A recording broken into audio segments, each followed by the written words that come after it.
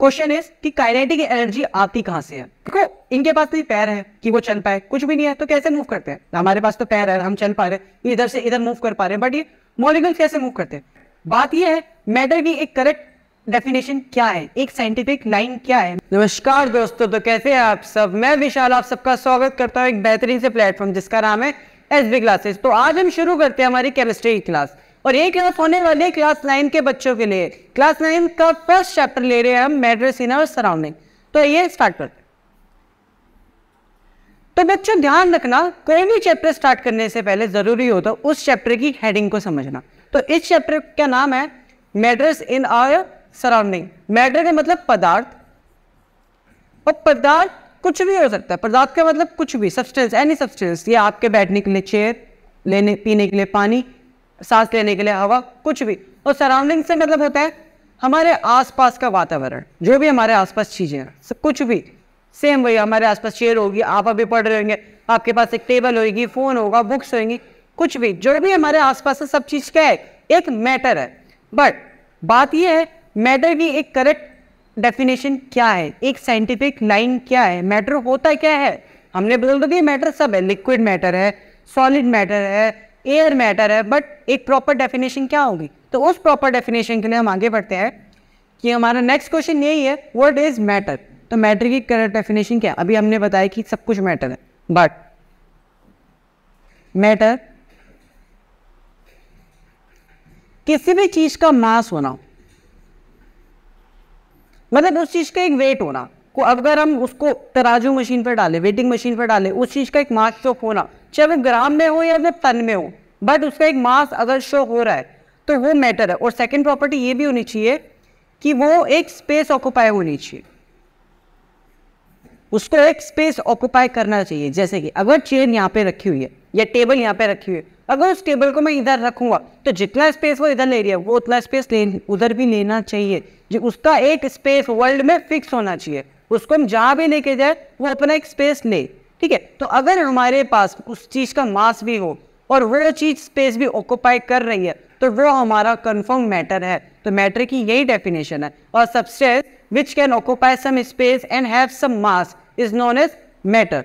But तो एक कुछ एग्जाम्पल से आपको कुछ क्लियर करते हैं points.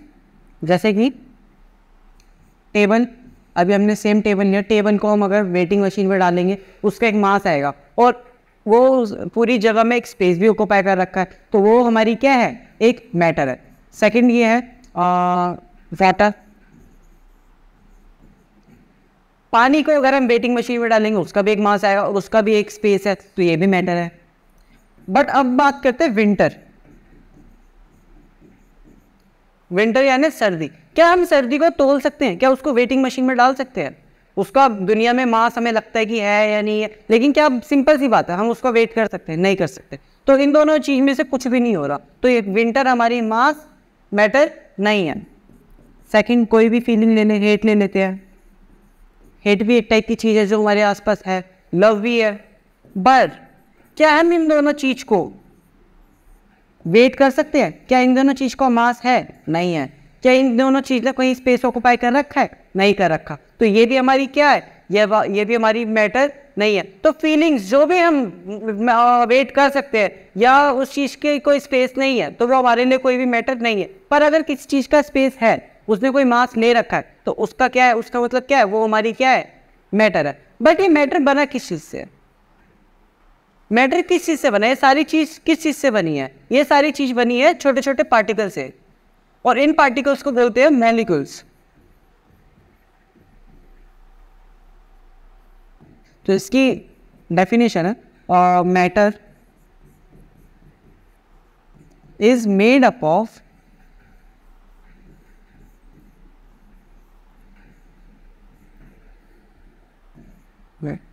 Very small particles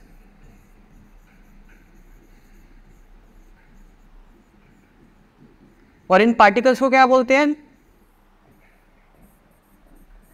molecules.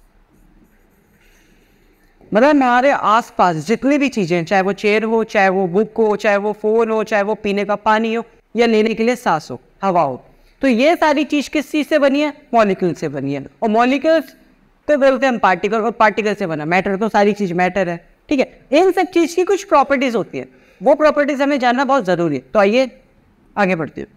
तो पहली प्रॉपर्टी कहती है particles of matter are continuously moving, कि जो भी मैटर के जो पार्टिकल्स होते हैं, जो मॉलिक्यूल्स है, वो हमेशा हिलते रहते हैं। कैसे हिलते हैं? देखो, इनके पास नहीं पैर है कि वो चल पाए, कुछ भी नहीं है, तो कैसे मूव करते हैं? हमारे पास तो पैर है, हम चल पा रहे हैं, इधर से इधर मूव कर पा रहे हैं, बट ये मॉलिक्यूल्स कैसे मूव करते हैं? इनके पास भी एक एनर्जी होती है, इनके पास एनर्जी होती है, उसका नाम है काइनेटिक एनर्जी। क्वेश्चन इज कि काइनेटिक एनर्जी आती कहां से है, वो उनको मिलती कहां से? तो अगर हम किसी भी सब्सटेंस को या किसी भी मैटर को गर्म करेंगे, मतलब हीट करेंगे उसको, तो वहां पे काइनेटिक एनर्जी भी प्रोड्यूस होगी। और पॉइंट ये है, जितनी हीट बढ़ाएंगे उतनी काइनेटिक एनर्जी बढ़ेगी, और जितनी काइनेटिक एनर्जी बढ़ेगी पार्टिकल्स की मूवमेंट भी उतनी ही बढ़ेगी।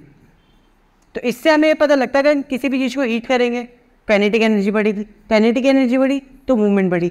जस्ट लाइक एक एग्जांपल लेते हैं कि हम ना स्कूल से भी घर आ रहे हैं और मम्मी ने बना रखी है मैगी, तो हम जैसे सीढ़ियों पे चढ़ते हैं या हम घर के अंदर एंटर करते हैं, हमें पता लग जाता है कि गरम गरम मैगी बन रही है।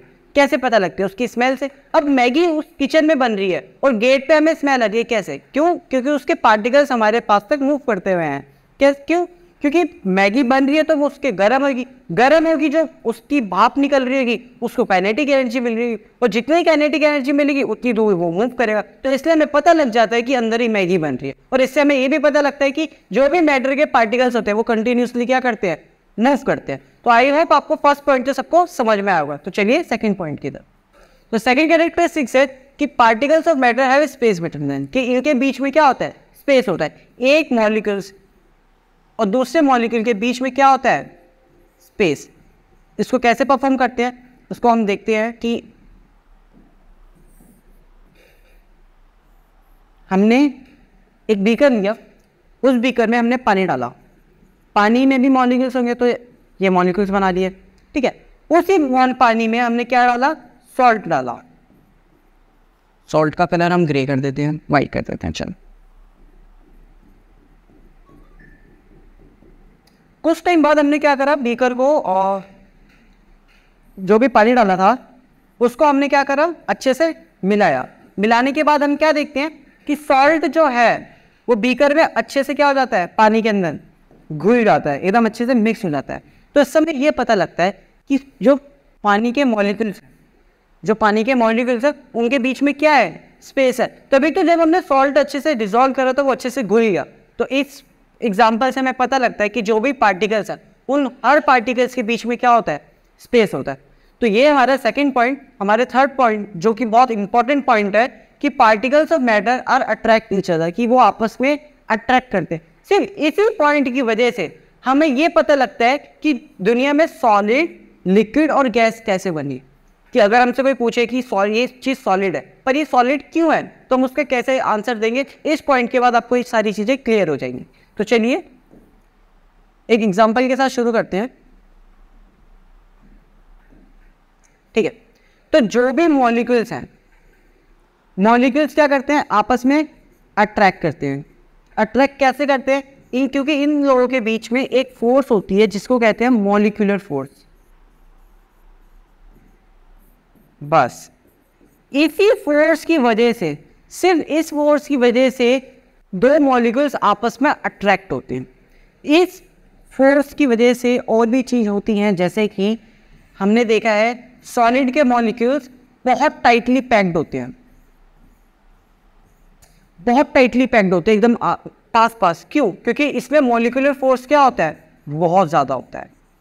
ये मॉलिक्यूल्स को दूर जाने नहीं देता, ये आपस में ही इतनी तेज अट्रैक्ट करते हैं कि ये बहुत ज़्यादा क्लोज होते हैं। बट कंपेयर करें लिक्विड से, लिक्विड के मॉलिक्यूल्स जो है ना मतलब दूर दूर रहते हैं। क्यों रहते हैं? क्योंकि इनका मॉलिक्यूलर फोर्स ना कम है।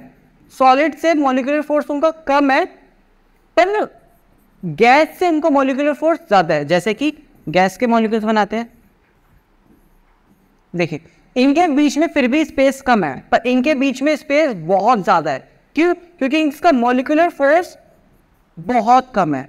इसका मॉलिक्यूलर फोर्स बहुत कम है, लिक्विड का गैस से ज़्यादा और सॉलिड का तो सबसे ज़्यादा है। तो ये हमारा था थर्ड पॉइंट। तो आज के बाद अगर कोई जना पूछता है कि ये टेबल सॉलिड है पर सॉलिड क्यों है, तो आपका आंसर होना चाहिए ये होता है क्यों, क्योंकि पार्टिकल्स की प्रॉपर्टी होती है कि they are attract each other, और सॉलिड सबसे ज़्यादा मॉलिक्यूलर फोर्स क्रिएट करता है, जिसकी वजह से सॉलिड के मॉलिक्यूल्स आपस में बहुत क्लोजली पैक्ड होते हैं, जिसकी वजह से उसको हमने सॉलिड कहा गया। अगर उनके बीच में मॉलिक्यूलर फोर्स कम होता तो हम लिक्विड कहते हैं, और उसके बीच में अगर मॉलिक्यूलर फोर्स बहुत कम होता तो हम क्या कहते हैं, गैस।